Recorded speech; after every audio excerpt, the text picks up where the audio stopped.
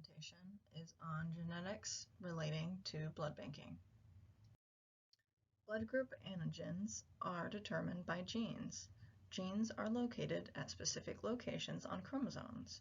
You can see in this table where the main blood group systems are located. An allele is any form of a gene that can occupy the same locus. A gene is said to be polymorphic if more than one allele occupies that gene's locus within a population. In addition to having more than one allele at a specific locus, each allele must also occur in a population at a rate of at least 1% to generally be considered polymorphic. Rh blood group system is one of the highly polymorphic blood group systems.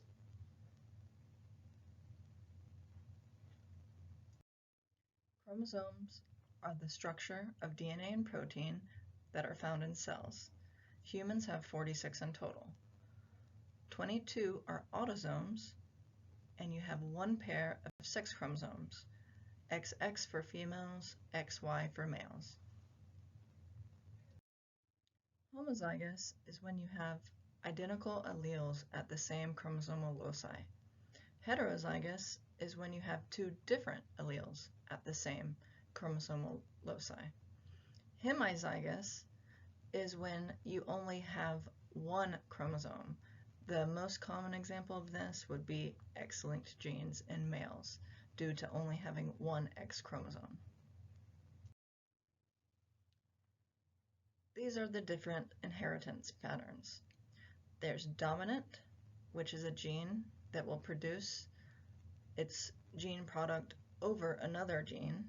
Recessive, which is only observable when not paired with a dominant allele.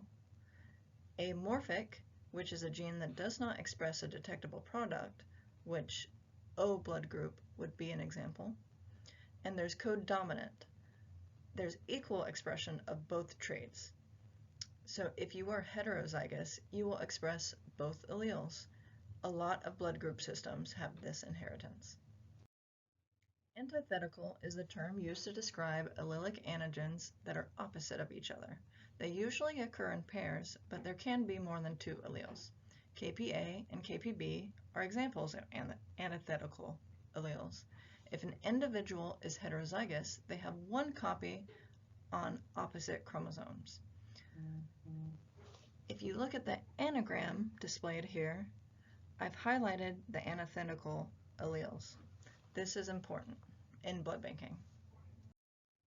One reason we need to know which alleles are antithetical is when we're selecting positive controls for antisera QC, we want heterozygous expression. For example, if we want to QC anti-JKB, we would want a cell that has heterozygous expression. Therefore, they would be positive for both JKA and JKB. In this anagram, cell 2 would be an appropriate positive control for JKB.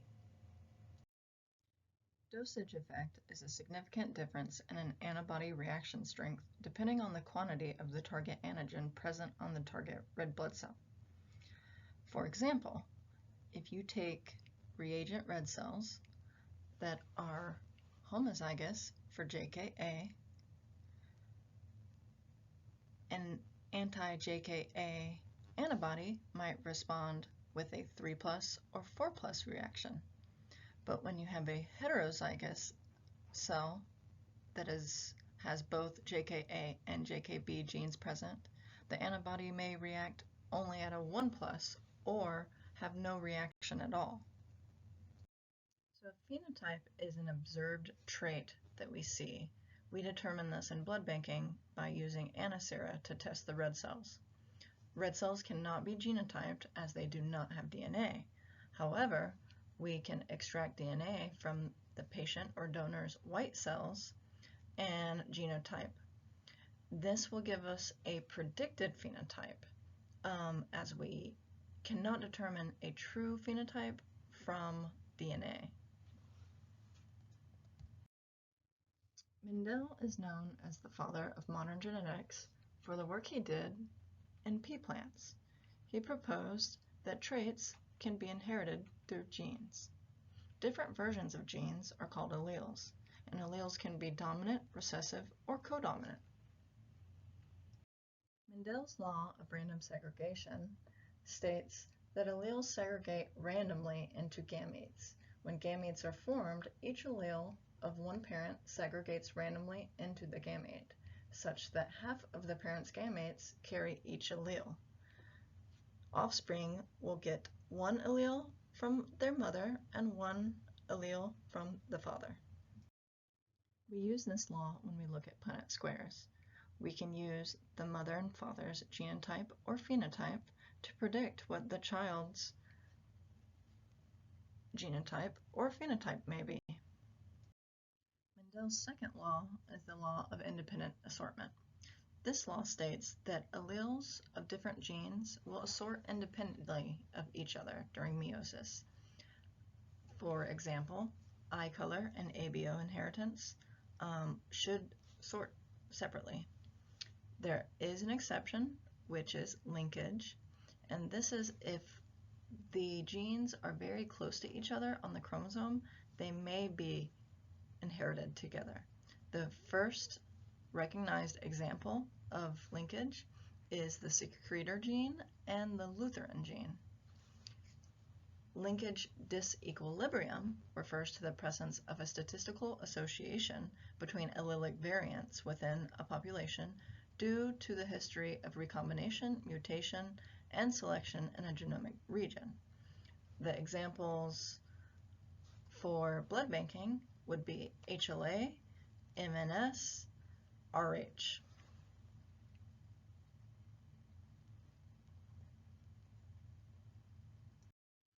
And these are just some examples of that. You have your ABO and your KEL system. So these will not go together. You can have an A and a big K in one gamete and an O and a big K in another gamete. This is just a recap of Mendel's two laws, so you can read over these. Punnett squares are used to illustrate the probabilities of phenotypes from known or inferred genotypes. Pedigree charts are useful tools to allow the visualization of inheritance patterns when performing a family study. These are some examples of symbols used on pedigree charts. Autosomal dominant traits appear in every generation with no skipping. Trait is transmitted by an affected person to approximately half of their children. Unaffected person will not transmit the trait to their children. The occurrence and transmission of the trait are not influenced by sex. Males and females are equally likely to have or to transmit the trait. Here are some examples of autosomal dominant traits. You can see that the males and females are affected equally. Autosomal recessive traits appear often in siblings, not the parents or offspring. On average, only 25% of the siblings will be affected. Reoccurrence is 1 in 4 for each birth. We see these in consanguineous relationships, and males and females are equally likely to be affected. You'll see on the right, both of these come from consanguineous relationships. In sex-linked dominant traits, all daughters of a man expressing a dominant X-linked trait will possess the allele and express the trait. There will be no father-to-son transmission. Children of a heterozygous woman expressing the trait will have 50% chance of inheriting the allele. All children of a homozygous woman will express the trait. Inheritance patterns can be distinguished from autosomal dominant only by the offspring of affected males. In this slide, you can see a heterozygous mother only passes the trait to 50% of her children. But when the male is affected, all the daughters are affected, but no sons are affected. X-linked recessive traits are much higher in males than in females. The traits are passed from an affected man through all his daughters to half of their sons. The trait is never transmitted directly from father to son, so it may skip generations. In the pedigree on the left, you can see the mother passed the trait on to half of her children. On the pedigree to the right, you can see it skips a generation as a female carries it. Y-linked traits resemble X-linked traits. However, the trait is transmitted only from father to son, never to daughter, as they do not carry an X chromosome. All the sons of affected fathers will be affected. The Hardy-Weinberg equation is derived from a Punnett square. In the two-allele system, P plus Q equals 1. The Hardy-Weinberg equation can be used to calculate allele and genotype frequencies in a population when the frequency of one genetic trait is known. The Hardy-Weinberg equilibrium has 3 assumptions. Individuals of each genotype must be as reproductively fit as individuals of any other genotype.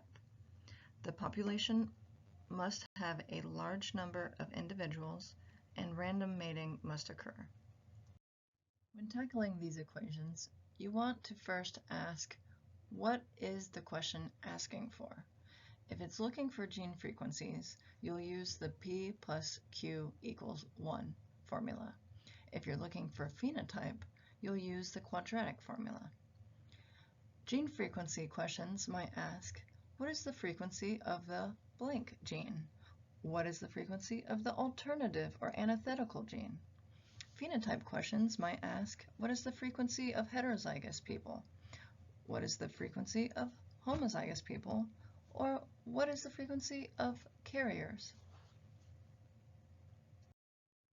Here's a blood bank example of the two-allele system. P would equal the JKA allele frequency, Q the JKB allele frequency, P squared the frequency of JKA homozygous genotype, 2PQ the frequency of a heterozygous genotype, and Q squared the frequency of a JKB homozygous genotype. Here's our first example problem. Anti-JKA reacts with 77% of a population. What is the frequency of JKB persons? Start with what you know. Anti-JKA will react with both heterozygous and homozygous individuals, so you are given P squared plus 2PQ. Then you want to think about what the question is asking for. You want to figure out the frequency of the JKB heterozygous and homozygous individuals, 2PQ plus Q squared. In another example, we're given the number of positive and negative results and asked for the gene frequencies and how many people in this population are heterozygous. Again, start with what you know. Anti-S will react with heterozygous and homozygous, and you're looking for the gene frequencies of P and Q and the number of individuals that are heterozygous. These population genetics are important when attempting to find compatible blood. Phenotype frequencies are used in calculating how many units may be compatible for a patient. In this example, if a patient has JKA antibodies, only 23% of the population will be compatible for this patient. When a patient has multiple antibodies, we need to calculate the frequency of all the antigens added together. This is a common board exam question. You must understand how to do this calculation. In this example, a patient has antibodies to little c, big K, and JKA. So we multiply all the frequency of negative populations to come to 4 out of 100 units will be compatible for this patient. Here's just a quick little slide with all the definitions you should know and a neat little glossary. Have a wonderful day.